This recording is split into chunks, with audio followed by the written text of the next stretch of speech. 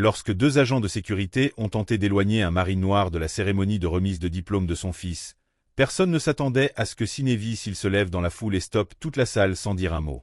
Solomon Driton ne s'attendait pas à être reconnu lorsqu'il gara sa voiture sur le parking derrière le lycée Elmidge. Le bâtiment ressemblait à la plupart des lycées des petites villes du Texas. Des briques rouges vieillies, quelques drapeaux flottant au-dessus de l'entrée, des adolescents traînant près des portes du gymnase. Il y avait déjà foule, des parents en chemise habillée, des frères et sœurs tenant des pancartes, une grand-mère appuyée sur un déambulateur. Tout y était. Il gara sa Dodge chargée près de la clôture en grillage et en sortit, lissant les plis de son uniforme bleu marine. Ses bottes brillaient comme un miroir, non pas pour se faire remarquer, mais parce qu'il ne savait pas faire les choses à moitié. Il regarda autour de lui. Sa posture se démarquait, droite, ferme. Son visage, bien que calme, portait la sérénité d'un homme qui avait vu la vie sous trop d'angles. Il avait conduit pendant 8 heures depuis Temple pour assister à la remise de diplôme de son fils. Il aurait pu prendre l'avion, mais la Charger était la voiture préférée de sa femme, et même 2 ans après sa mort, il se sentait plus proche d'elle sur la route. Solomon ouvrit la boîte à gants et en sortit une petite photo. Elle était vieille et usée, avec une déchirure dans le coin, sa femme tenant Tyrone quand il n'était encore qu'un bébé. Il la glissa dans la poche intérieure de sa veste. « Je te l'ai promis, » dit-il doucement. « Je ne raterai pas ça. » Sa marche vers l'entrée fut lente et pleine de sens. Chaque pas avait du poids. Sa poitrine se gonflait d'un sentiment qu'il ne savait pas nommer, quelque part entre la fierté et la douleur. À l'intérieur, le gymnase était bondé. Des chaises métalliques couvraient le sol, les gradins débordaient déjà. L'air sentait vaguement le pop-corn des stands et la cire pour le sol. C'était bruyant, chaotique, vivant.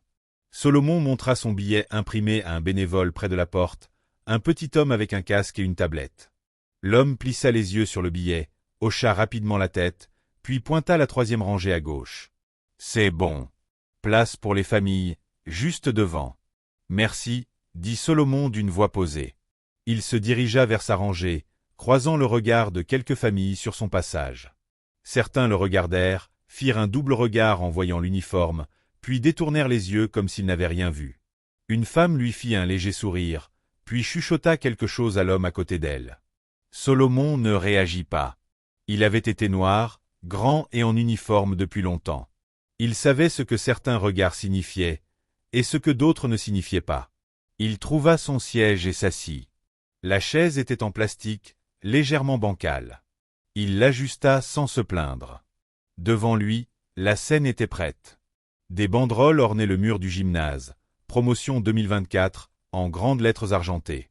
Quelques membres du conseil scolaire se tenaient près du podium, relisant leurs notes. Solomon jeta un œil aux rangées d'élèves alignés à l'autre bout du gymnase. Tyrone était quelque part au milieu, grand, élancé, avec les yeux de sa mère. 18 ans passés en un clin d'œil. Il se souvenait de la nuit de sa naissance, alors qu'il le tenait encore en uniforme, les ongles sales. Il était rentré d'Okinawa avec seulement 4 jours de permission. Et maintenant, les voilà. Il restait immobile, presque sans cligner des yeux, absorbant chaque seconde. Derrière lui, les gens continuaient d'arriver. Les chaises raclaient le sol, les programmes bruissaient. Quelqu'un ria trop fort. Un homme renversa son café et grogna dans sa barbe. Rien de tout cela ne toucha Solomon. Son monde s'était réduit à la scène, au visage jeune, et au poids de la photo contre sa poitrine.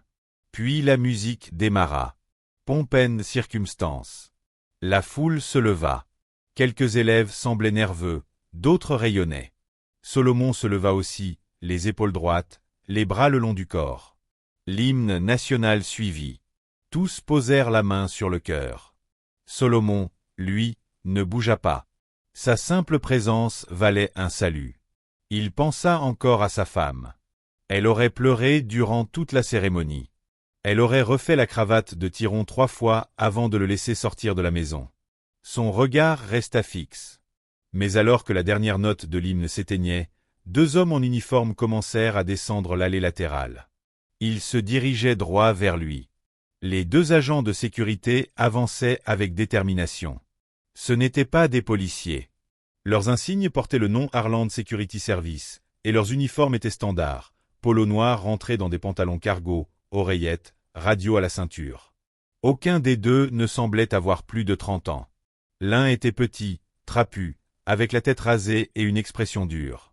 L'autre était plus grand, mince, et mâchait un chewing-gum comme s'il préférait être ailleurs. Solomon les remarqua immédiatement, mais ne broncha pas.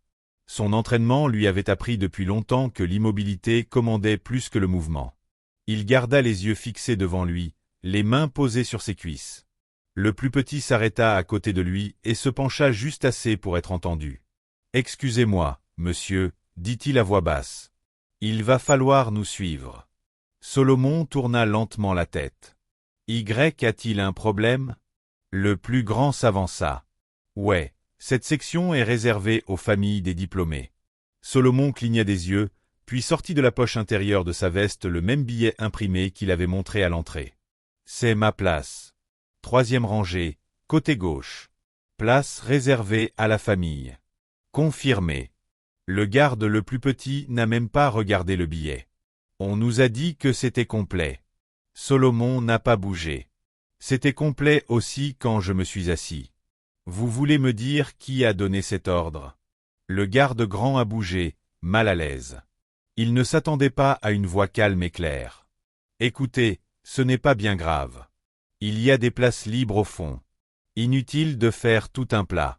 Les yeux de Solomon se plissèrent légèrement. Pas de colère, juste un calcul tranquille.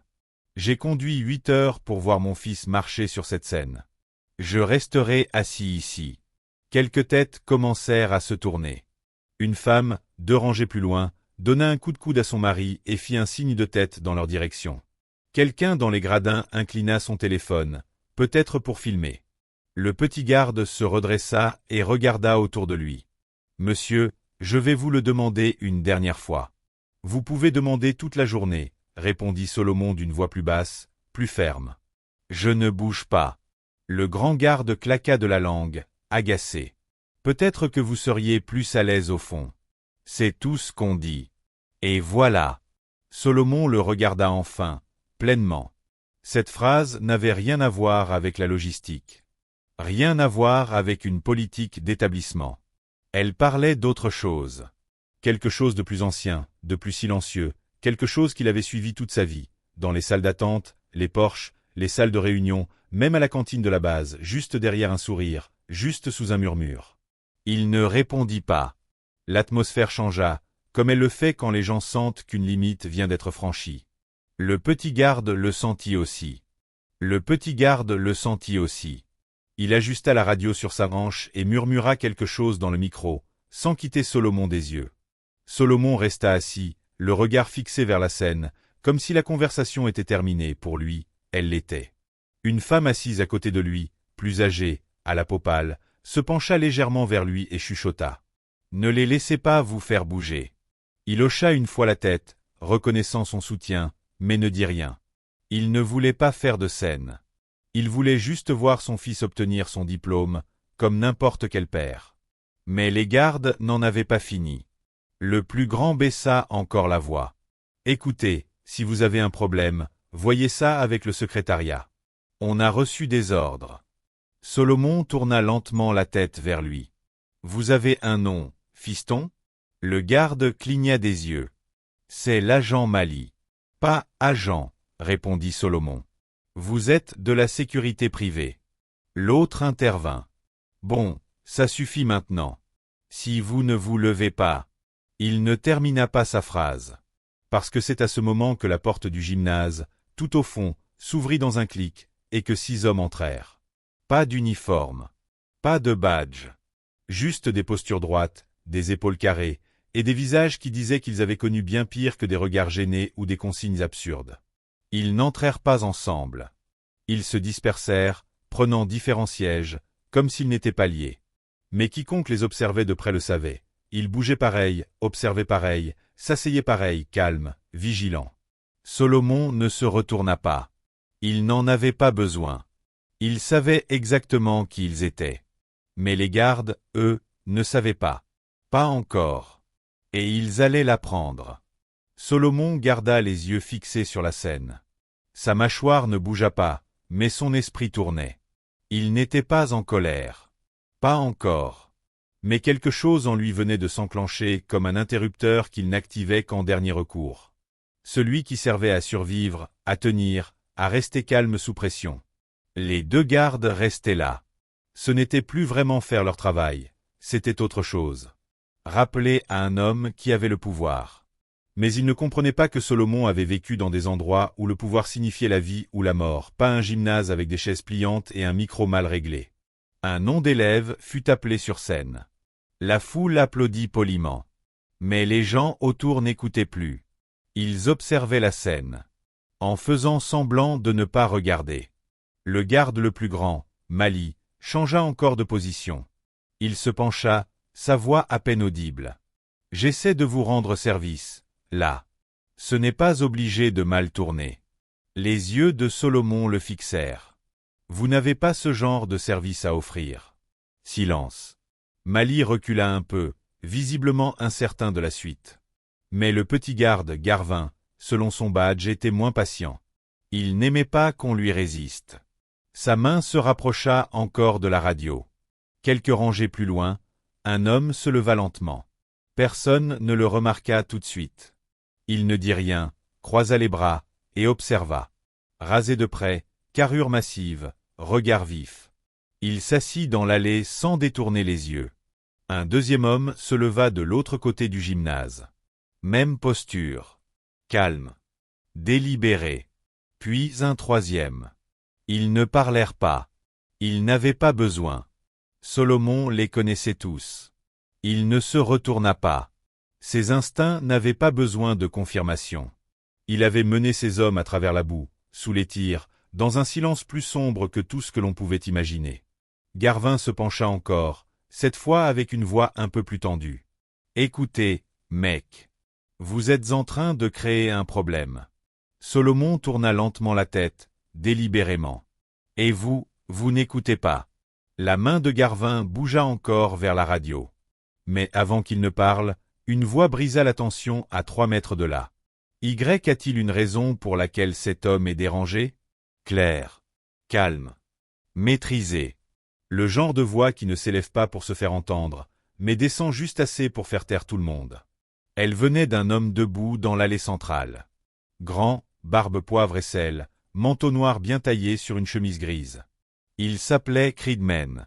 C'est Solomon qui l'avait sorti des décombres à Kandahar, l'avait traîné sur 200 mètres de sable, sous une pluie de balles. Garvin leva les yeux, pris au dépourvu. « Qui êtes-vous » Creed ne répondit pas.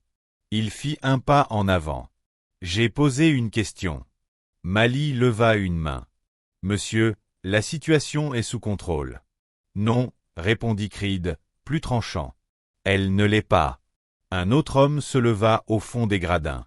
Puis un autre. 4 maintenant. Solomon restait assis. Silencieux. Toute l'aile gauche du gymnase regardait ouvertement. Un enfant pointa du doigt. Un professeur tenta de ramener l'attention sur la scène. Mais plus personne ne regardait les diplômes. Creed fit encore un pas en avant. Vous vous ridiculisez. Et vous êtes à un souffle de rendre la situation bien pire. Garvin jeta un coup d'œil à Mali, qui semblait de moins en moins sûr. C'était évident maintenant. Il ne s'attendait pas à du renfort. Surtout pas à un renfort comme celui-là. « Je me fiche de vos ordres, » dit Creed. « Vous ne mettez pas la main sur cet homme. Vous ne lui demandez pas de bouger.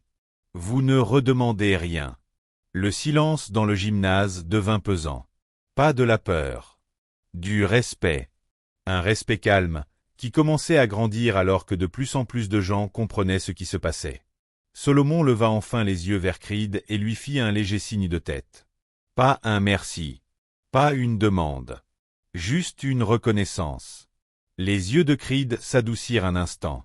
Puis il recula et reprit sa place, bras croisés. Mais la tension ne s'était pas dissipée. Pas encore. Et les gens attendaient de voir ce que les gardes allaient faire. Le gymnase s'effaça. La scène, les banderoles, les visages, tout se floutait à l'arrière-plan de l'esprit de Solomon. Ses yeux restaient ouverts, mais sa mémoire l'avait déjà ramené en arrière. 15 ans plus tôt, Afghanistan. Fin d'après-midi dans la province de Kandahar. Le soleil ne se couchait pas doucement là-bas. Il s'écrasait comme un marteau, rendant le sable rouillé et l'air tranchant comme l'acier. Solomon, sergent instructeur à l'époque, venait de finir de briefer son unité quand tout partit en vrille. Un engin explosif improvisé souffla sous leur convoi, retournant le Humvee de tête comme un jouet. La terre et le métal retombèrent avant que quiconque ait eu le temps de crier. Puis les tirs commencèrent. Pas dispersés. Coordonnés. Solomon ne pensa pas. Il bougea. Il se jeta derrière ce qui restait d'une portière. Solomon scrutait le chaos depuis le cadre de la porte. La fumée couvrait le bord de la vallée, mais il aperçut 6 hommes à terre, coincés derrière l'épave en flammes d'un second véhicule. La plupart étaient coincés. L'un d'eux essayait déjà de ramper en avant, traînant un autre soldat par le gilet. C'était Creed Mast. Il n'était sur le terrain que depuis 3 mois et avait une balle dans la cuisse. Solomon s'élança. Sans hésitation, sans appel radio. Il traversa le terrain à découvert, esquivant les rafales de tir, et se jeta à couvert derrière un essieu soufflé. Creed leva les yeux, du sang sur la tempe, haletant. « Tu saignes ?» demanda Solomon. « Tu remarques seulement maintenant ?» toussa Creed. Solomon saisit les sangles du soldat au sol, Henry Esto, et commença à tirer point Creed poussé depuis l'arrière, grimaçant à chaque centimètre. « Où est Diva ?» cria Solomon. Creed désigna faiblement du doigt. Côté gauche, sous le capot. C'est là que Solomon le vit. Un jeune cil coincé sous une partie du bloc moteur, la jambe piégée. Il criait à l'aide, mais il était trop affaibli pour bouger.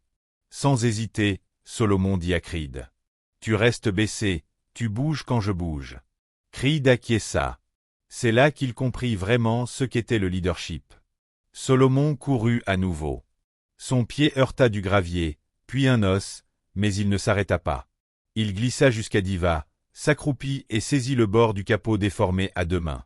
Il ne bougea pas. Gunny, non. Je vais bien, cria Diva.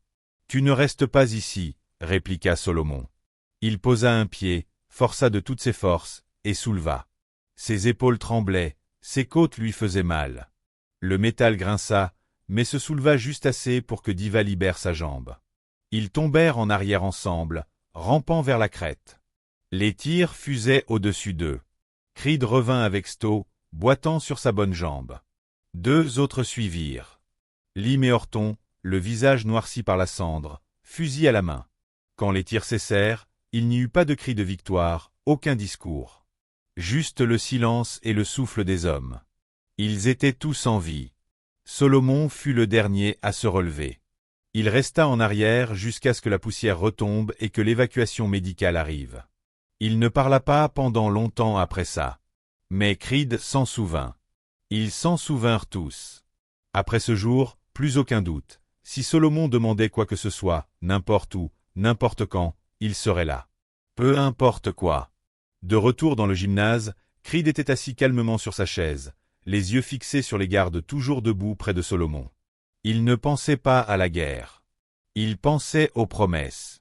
L'homme qu'il avait sorti d'une zone de guerre était maintenant harcelé devant la scène d'un lycée pour avoir voulu regarder son fils recevoir son diplôme. Il serra les poings. Un autre cil, Raviermic, entra et s'assit 4 rangs derrière. Puis Zachary Wells trouva une place sur le côté droit des gradins. Ils ne parlèrent pas. Ils n'en avaient pas besoin. Solomon jeta un regard vers le fond du gymnase, brièvement. Son regard croisa celui de Mick. Cela suffisait. Mais les gardes ne comprenaient pas ce que ces regards signifiaient. Pas encore. Et au moment où il ferait un geste de trop, ils comprendraient très vite. La cérémonie se poursuivait, du moins en apparence. Les noms étaient encore rappelés. Les familles applaudissaient, parfois trop fort, essayant de masquer la tension qui s'était installée dans l'air. Mais l'attention avait changé de cible. Les regards, autrefois fixés sur la scène, dérivaient désormais vers la 3e rangée à gauche, où Solomon Dretton était assis tel une statue, entouré de 2 gardes qui semblaient perdus. Garvin jeta un coup d'œil vers l'avant, où une responsable de l'école cherchait son regard. La femme semblait nerveuse, articulant quelque chose tout en gesticulant vers les gardes, mais Garvin secoua la tête. Il n'était pas prêt à reculer.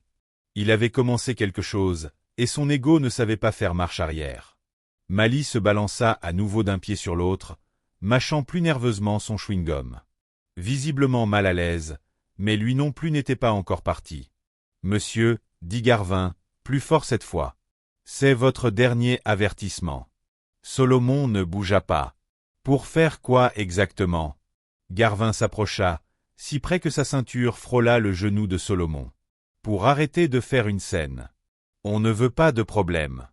Juste reculer. » Solomon tourna la tête et le regarda droit dans les yeux. « Le seul qui cause des problèmes ici, c'est vous. » Les narines de Garvin frémirent.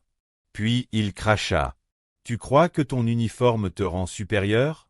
C'est un lycée ici, pas ta base militaire. » Un silence tomba dans les rangées autour d'eux. Une petite fille arrêta de gigoter.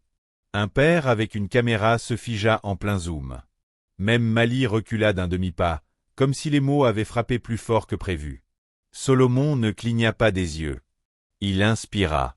Non pas pour se calmer, mais pour rester ancré. « Tu devrais partir maintenant. » Garvin ne bougea pas.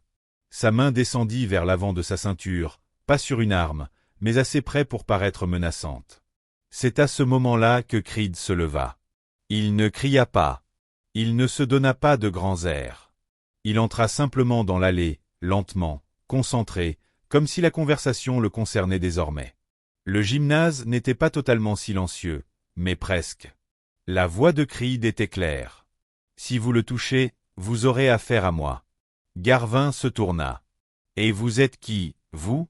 Creed fit un autre pas. « Celui qui vous dit que ça s'arrête ici. » Un membre du conseil d'école remarqua ce qui se passait et chuchota quelque chose au principal.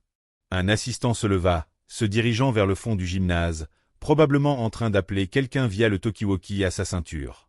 Le personnel de l'école comprenait enfin que ça n'allait pas se terminer calmement.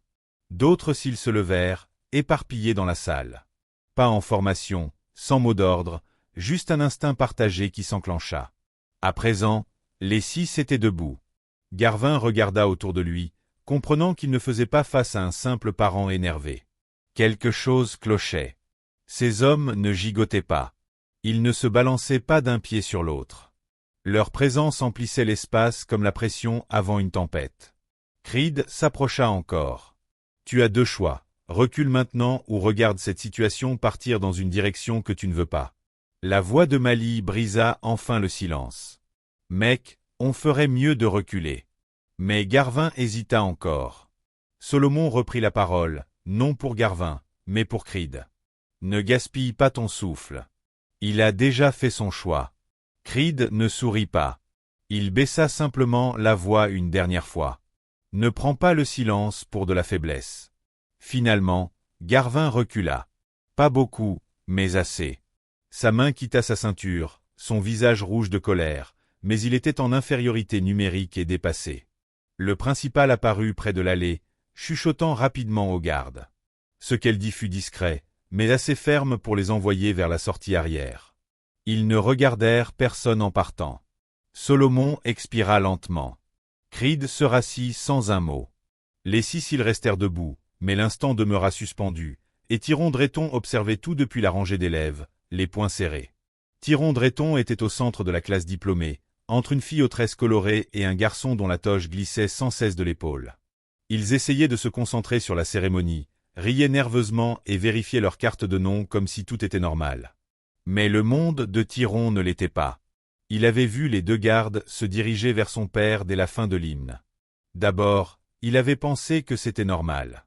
Peut-être aidait-il quelqu'un à trouver sa place. Mais quelque chose en lui disait que non. Puis il vit la posture de son père. Tellement calme, tellement figé, mais verrouillé. Il avait déjà vu ce regard. Le même que lorsqu'il avait 12 ans et était rentré en pleurant parce qu'un camarade avait dit quelque chose qu'il n'aurait pas dû. Son père n'avait pas haussé la voix ce jour-là non plus. Il s'était simplement assis avec ce même regard, comme de l'acier qu'on ne peut pas plier. Tyron suivait la scène du regard autant qu'il le pouvait. Il n'entendait pas ce qui se disait, mais le langage corporel suffisait. Il vit les gardes trop proches, son père assis avec calme, et puis il vit un homme se lever, grand, en manteau sombre. Et Tyron comprit. Ce n'était pas juste un parent. Cet homme connaissait son père. La façon dont il se plaça entre le garde et la rangée c'était clair, il n'était pas là pour faire du bruit. Il était là pour Solomon Drayton. Puis un autre homme se leva. Et un autre. Ce n'était pas bruyant, mais c'était comme si la température de la pièce avait changé. Tout le monde regardait maintenant. Le cœur de Tyron battait plus vite.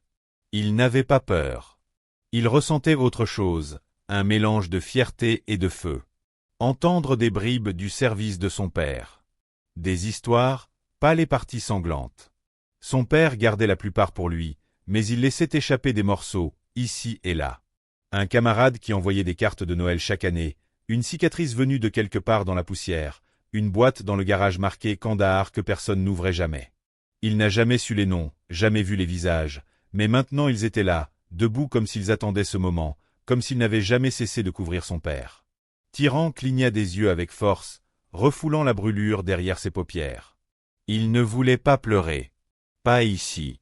Pas maintenant. La file avançait. Quelques noms furent appelés. Les applaudissements reprirent doucement, comme si quelqu'un avait appuyé sur lecture après une pause. Mais la salle n'était plus la même. L'ambiance avait changé. Il ne s'agissait plus de ballons ou de banderoles. Il s'agissait de respect. Un des proviseurs adjoints tapota l'épaule de Tyron et dit quelque chose qu'il n'entendit pas. Il hocha simplement la tête. L'élève à côté de lui se pencha et chuchota. « C'était ton père » Tyron ne dit rien. Il n'en avait pas besoin. Tout le gymnase avait vu. Et maintenant, tout le monde dans ce bâtiment comprenait quel genre d'homme était Solomon Drayton. Dans le public, Creed resta debout. Il ne cherchait pas l'approbation. Il ne balayait pas la salle du regard. Il regardait Solomon, toujours assis sur la même chaise en plastique, les mains posées sur ses genoux, les yeux rivés sur la scène comme si rien ne s'était passé. Mais quelque chose s'était bel et bien passé. Les autres s'ils restèrent aussi debout, sans se donner en spectacle, simplement présents. Leur silence parlait plus fort qu'aucun micro ne l'aurait pu. Quelques parents applaudirent plus fort à chaque nom, comme s'ils voulaient compenser la tension précédente. Le gymnase était devenu un être vivant, réveillé par un moment d'injustice, maintenu en équilibre par le poids de l'honneur. Solomon resta immobile. Pas dans un geste de défi, ni d'amertume, juste présent. Un père regardant son fils faire un pas de plus vers l'âge adulte. Mais le moment qui allait tout bouleverser n'était pas encore arrivé. Et quand le nom de Tyron serait enfin prononcé, la salle ne pourrait plus faire semblant. La file avançait plus vite maintenant. Certains élèves gigotaient encore, ajustaient leur toque, chuchotaient des blagues, essayant de profiter du moment. Mais Tyran n'était plus là mentalement. Son esprit revenait sans cesse vers son père, assis seul, entouré de visages, mais parfaitement centré sur cette chaise, comme si elle avait été faite pour lui. Il y avait quelque chose dans sa posture, calme, silencieuse, inébranlable. Et quelque chose dans la manière dont ces hommes, ces guerriers, s'étaient levés autour de lui sans qu'on le leur demande. Tyran réalisa pour la première fois qu'il ne connaissait pas vraiment tout le poids que portait son père. Oui, il avait vu les photos, les médailles dans l'ancienne boîte en bois, le drapeau plié rangé dans l'étagère du salon. Mais ces objets ne parlaient jamais. Ils restaient là, comme des reliques. Aujourd'hui, ils avaient marché. Aujourd'hui, ils s'étaient levés. Le proviseur adjoint appela le nom suivant. Puis un autre. Tyran était à 3 personnes de la scène. Il essuya ses paumes sur sa toge, tenta de ralentir sa respiration. La fille devant lui se retourna et sourit nerveusement. « Prêt » Tyran sourit un peu. « Plus que tu ne le crois. » Il fit un pas en avant. De l'autre côté du gymnase, Solomon se pencha légèrement. Ses yeux ne quittaient pas la scène. Il n'applaudissait pas pour chaque élève, non par manque de respect, mais parce que son attention s'était resserrée sur le garçon en robe noire avec les cordons rouges et blancs. Le garçon qui ressemblait tant à sa mère quand il souriait. Un nom, 2 noms. Puis la présentatrice marqua une pause, s'éclaircit la gorge, et parla avec un peu plus de gravité.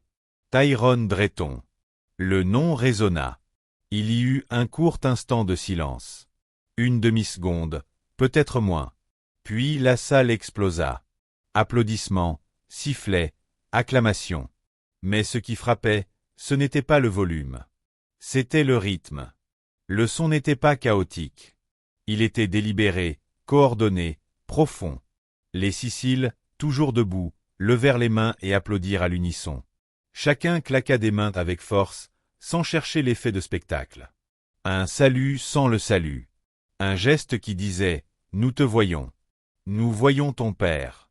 Nous honorons les deux. » Tyran traversa lentement la scène, menton haut, pas assuré. Son cœur battait fort, mais ce n'était pas le trac. C'était la fierté. Et pas seulement la fierté d'être lui-même. La fierté de savoir exactement qui était son père, et ce que cela signifiait de porter ce nom de famille. Il prit son diplôme des mains de la proviseure, lui serra la main, puis se tourna vers le public. Ses yeux cherchèrent une personne, la trouvèrent. Solomon ne fit pas signe, ne se leva pas. Il croisa simplement le regard de son fils et lui offrit le plus petit, mais le plus sincère sourire de la journée. Tyran hocha la tête une fois, puis descendit de la scène. Les applaudissements ne s'étaient toujours pas calmés. Des parents, qui n'avaient pas dit un mot pendant toute la cérémonie, applaudirent maintenant de toute leur force. Certains se levèrent, quelques-uns essuyèrent leurs yeux, sans savoir exactement pourquoi, mais en sentant qu'ils venaient d'assister à quelque chose d'important. Solomon se rassit dans sa chaise et laissa le moment l'envahir. Ce n'était pas le genre d'homme à pleurer en public. Mais en lui, quelque chose s'était relâché. Pas du chagrin, pas de la douleur, juste un soulagement. Celui qui ne vient que lorsque le cercle semble complet, même s'il ne l'est jamais vraiment. Les autres noms continuèrent d'être appelés. Mais quelque chose avait changé à partir de cet instant. Chaque élève qui monta sur scène le fit dans l'écho de ce qui venait de se passer. Pas parce que c'était dramatique.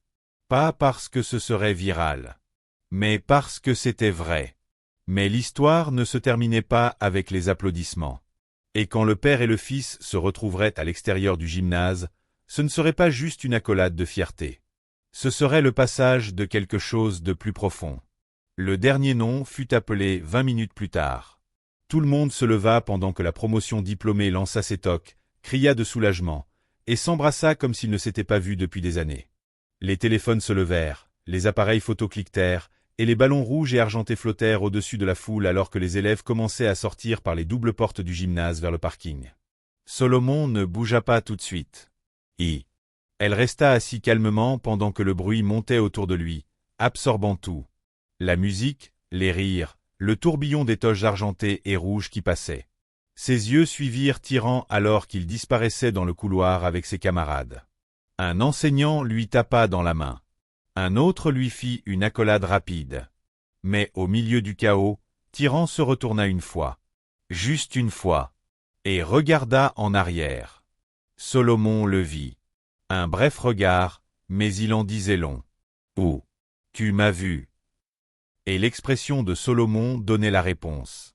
Chaque seconde. La foule commençait à se disperser. Les gens sortaient en traînant les pieds avec des fleurs et des ballons, se félicitant à haute voix. Solomon se leva lentement, étirant ses jambes, sentant le poids d'être resté trop longtemps dans la même position. Creed s'approcha alors que le gymnase se vidait. Il ne dit rien au début, se contenta de regarder Solomon, puis vers la sortie. « Ça va ?» demanda finalement Creed. Solomon hocha la tête. « J'ai déjà vécu pire. » Creed esquissa un sourire. « Ouais, mais ça n'aurait jamais dû se produire. » « Non, » dit Solomon, « ça n'aurait pas dû. » Un autre soldat, Raviermik, les rejoignit. On a essayé de rester discret, mais quand ce type a mis sa main près de sa ceinture, Solomon leva doucement la main. « Vous avez fait ce qu'il fallait faire. » C'était suffisant. Les trois hommes restèrent là quelques secondes de plus, laissant le bruit s'échapper de la pièce. Puis Solomon dit « Je veux voir mon fils dehors. » Le soleil frappait fort sur le béton, projetant de longues ombres des gradins sur le parking arrière. Des étudiants, rassemblés en petits groupes, prenaient des photos, relançaient leurs toques en l'air, appelaient leurs proches. Tyran se tenait près du mât du drapeau, sa toge à moitié ouverte, le diplôme dans une main et son téléphone dans l'autre. Quand il vit son père s'approcher, il s'interrompit en pleine conversation. La foule autour de lui s'effaça en arrière-plan. Ils se rencontrèrent à mi-chemin. Tyran fut le premier à parler. « Ça va ?» Solomon hocha la tête. « Et toi ?» ?»« Ouais, » répondit Tyran, puis il baissa les yeux un instant. « Ils ont essayé de te faire partir. »« Je sais. » La mâchoire de Tyran se crispa. J'étais à 2 doigts de quitter la scène, papa. Je te jure, j'étais à 2 secondes de dire quelque chose. Solomon posa une main sur l'épaule de son fils. Et c'est pour ça que tu ne l'as pas fait. Qu'est-ce que tu veux dire? Parce que tu savais que je pouvais gérer. Et parce que tu as vécu ton moment comme un homme. Tu n'as laissé personne te le voler. Tyran retint son souffle un instant. C'était qui, ces gars qui se sont levés? Solomon jeta un œil derrière lui. Les 6 soldats étaient maintenant dehors aussi, rassemblés près de la sortie, parlant doucement. Ils ne cherchaient pas l'attention, juste à veiller, comme toujours. Ce sont des hommes avec qui j'ai saigné. Des hommes qui savent ce que loyauté veut dire, dit Solomon. Des hommes qui n'oublient pas. Tyran hocha lentement la tête. C'était puissant. C'était nécessaire, répondit Solomon. Parfois, le silence est plus fort que les cris, et parfois se lever sans parler dit plus que 1000 mots. Un moment passa, sans que personne ne parle. Puis Tyran sourit. Tu vas enfin me raconter tes histoires de guerre? Solomon rit doucement. Quelques-unes. Tu es assez grand pour connaître les vrais maintenant. Ils restèrent là, côte à côte, non seulement père et fils, mais 2 hommes unis par quelque chose d'indescriptible. Creed, qui habitait juste de l'autre côté du lotissement, leva la main. Pas un salut, juste un geste de respect. Tyran le lui rendit sans hésiter. Le soleil montait encore, mais pour les Dretons, le temps ne s'écoulait plus de la même manière. Mais il restait encore un dernier moment, car malgré tout, la vraie leçon n'avait pas encore été dite à voix haute. La plupart de la foule s'était dissipée quand Solomon et Tyran retournèrent au parking. Quelques familles traînaient encore, riant autour de chaises pliantes ou chargeant dans leurs coffres des fleurs et des cadeaux. Mais le bruit avait diminué, et la lumière du soleil s'était adoucie dans la soirée naissante. Solomon déverrouilla la chargée, la même que sa femme conduisait pour les réunions parents-profs ou les escapades du week-end. Tyran s'arrêta devant la porte passager, passant les doigts sur une éraflure près de la poignée. Elle aurait crié le plus fort aujourd'hui, dit-il doucement. Elle t'aurait fait reprendre chaque photo jusqu'à ce que ton sourire soit parfait, répondit Solomon avec un sourire. Ils montèrent, refermant les portes derrière eux. La voiture, chauffée par le soleil, ressemblait à un cocon isolé du reste du monde pour quelques instants. Tyran se tourna vers son père. « Je dois te demander, pourquoi tu n'as rien dit à ces agents? Tu es juste resté assis. » Solomon tapa une fois sur le volant, puis se tourna vers lui. « Parce que je n'ai pas besoin de me lever pour affirmer qui je suis. Je n'ai pas besoin d'élever la voix pour être entendu. » Tyran regarda par la fenêtre un instant, réfléchissant à cela. « Tu sais combien de fois dans ma vie j'ai dû choisir entre laisser passer ou exploser? » Reprit Solomon. Ce moment aujourd'hui, ce que ces hommes ont essayé de faire, ce n'était pas nouveau. Mais la façon dont on réagit, c'est ça qui nous définit. Mais ils t'ont manqué de respect, dit Tyran, devant tout le monde. Oui, répondit Solomon, et tout le monde l'a vu. Mais ils ont aussi vu la vérité. Ils ont vu 6 hommes qui auraient pu être ailleurs se lever. Pas parce que je leur ai demandé. Parce qu'ils savaient ce que ce moment signifiait. Tyran resta silencieux. Fils, dit Solomon, la vie te donnera 100 occasions de réagir avec colère. Et parfois, la colère est justifiée. Mais le plus souvent, le silence blesse plus. La dignité dure plus longtemps. C'est ça que les gens retiennent. Il sortit de sa veste une photo pliée, celle de Tyran bébé, dans les bras de sa mère aujourd'hui disparue. J'ai gardé ça avec moi à Kandahar. Je l'ai gardé en perdant ta mère. Et je l'ai emmenée ici aujourd'hui. Pas parce qu'elle me donne de la force, mais parce qu'elle me rappelle ce qui vaut la peine d'être protégé. La voix de Tyran baissa. Tu as toujours su qui veillait sur toi. Solomon sourit. Je n'avais pas besoin de savoir. J'avais la foi. Un vrai homme ne disparaît pas quand les choses deviennent inconfortables. Il se présente, et il reste debout. Il y eut un silence avant que Tyran ne parle à nouveau. Je veux être comme ça. Comme toi. Tu le es déjà, répondit Solomon. Tu as marché sur cette scène avec fierté. Tu n'as pas laissé la colère te voler ton moment. Tu es resté ancré, même quand tout autour essayait de te faire vaciller. Dehors, les derniers soldats montaient dans leur voiture.